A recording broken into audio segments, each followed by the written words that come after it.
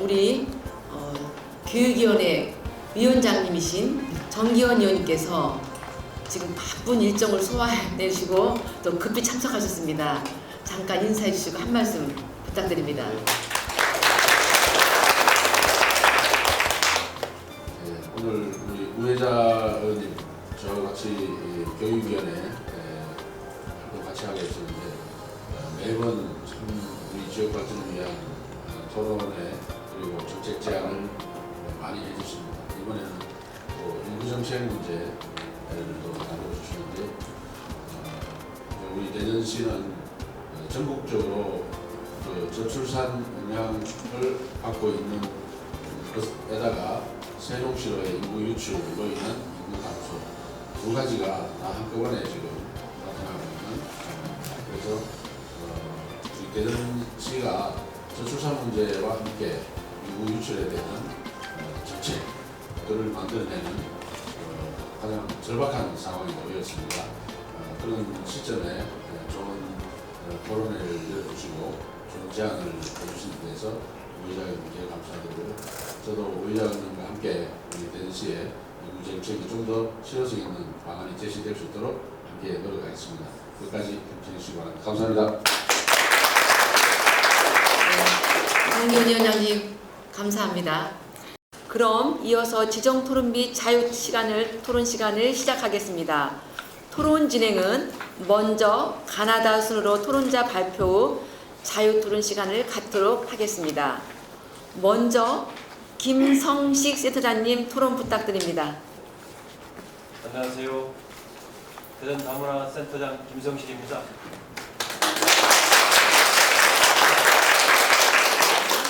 네, 저는 오늘 아침에 이 토론을 하기 위해서 생각을 해보니까 우리 인구 정책이 두 가지로 정리가 되더라고요.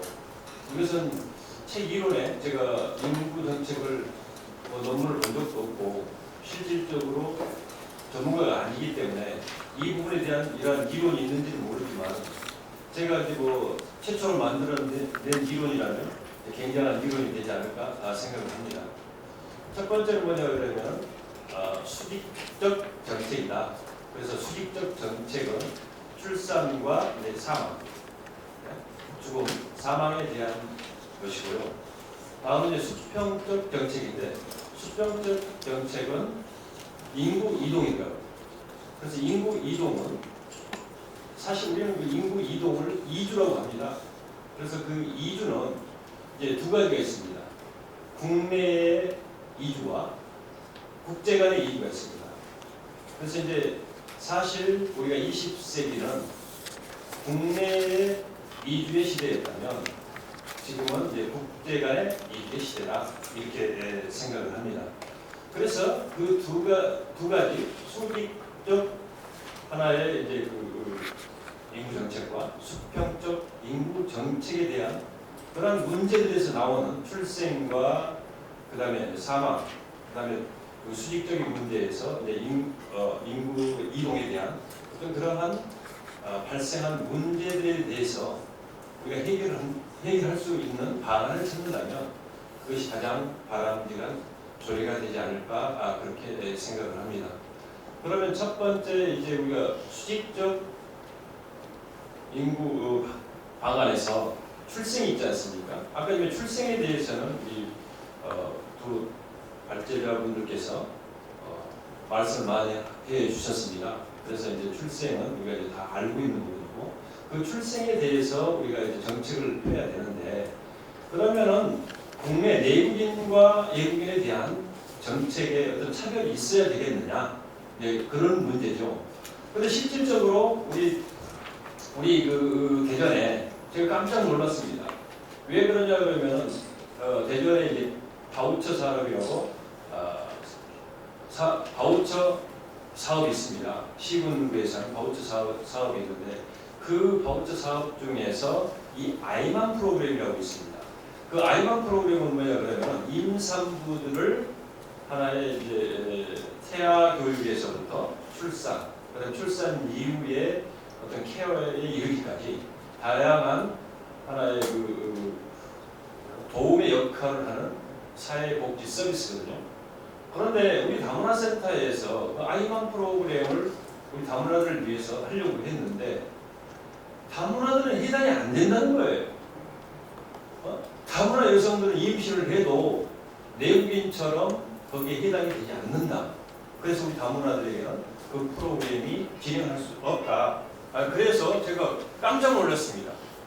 어떻게 이 출산에서부터 이 다문화에게 이런 차별이 일어날까? 그것도 우리 대전시청과 구에서 이런 일이 있을까? 하고 제가 구청과 시청의 담당자들에게 전화를 했습니다. 이것은 절대로 있을 수 없는 문제다.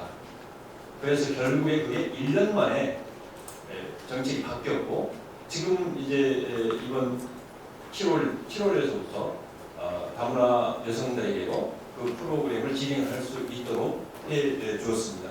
이렇게 우리가 인구 정책에 있어서 내국인과 그다음에 예국인이라고 하면 주로 한국 남편을 따라서 국내에 결혼 이민자로 온 여성들을 말하지 않습니까? 그러면 그들 또한 한국인과 차별 없는 정책을 하는 것이 출산 장려에 도움이 될 것이고 대부분의 21세기는 어쨌든 내국인보다도 외국인에 의존한 출산이 더 많이 이루어질 수밖에 없는 시대 상황 속에 우리가 놓여 있다고 봅니다. 그 점을 우리가 간과하지 마시고 조례를 만들 때 참고했으면 합니다.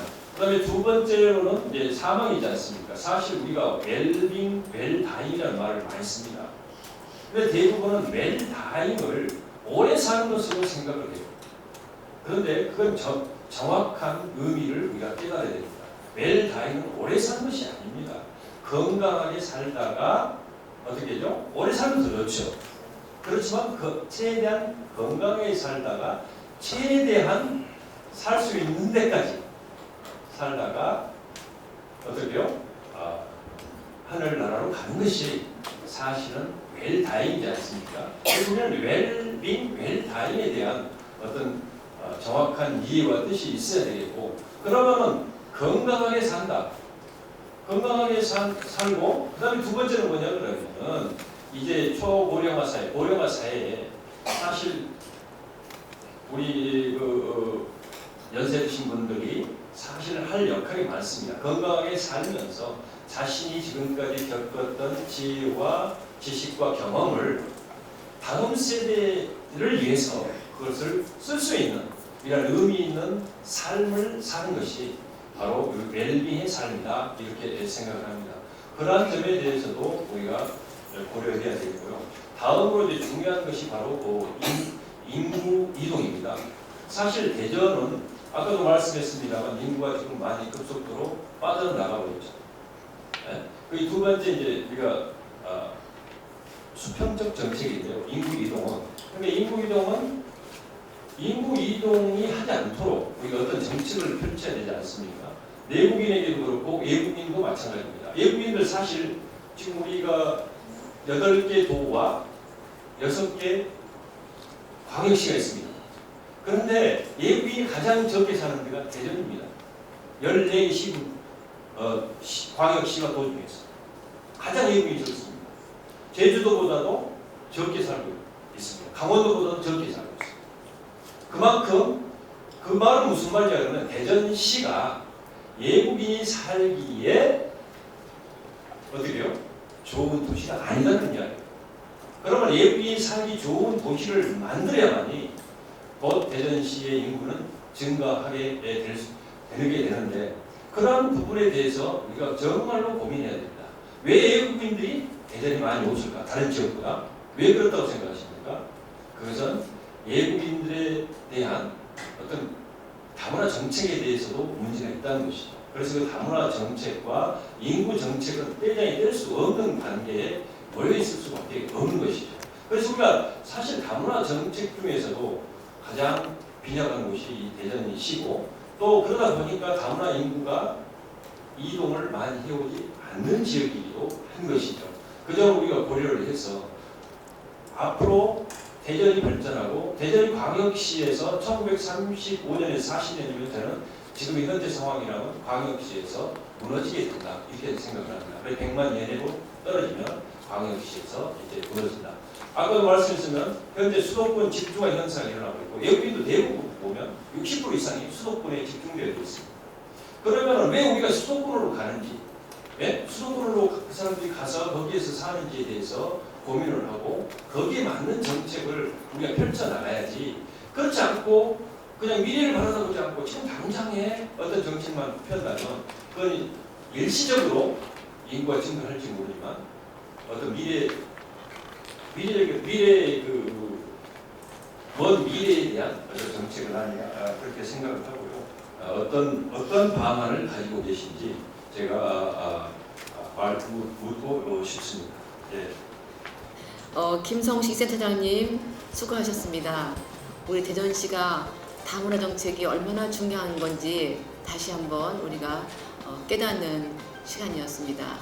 그 다문화와 또한 우리 대전시를 위해서 그 정책, 인구 정책이 속히 잘 이루어질 수 있도록 우리 한마음 한뜻으로 우리가 합해서 앞장서야 하겠습니다.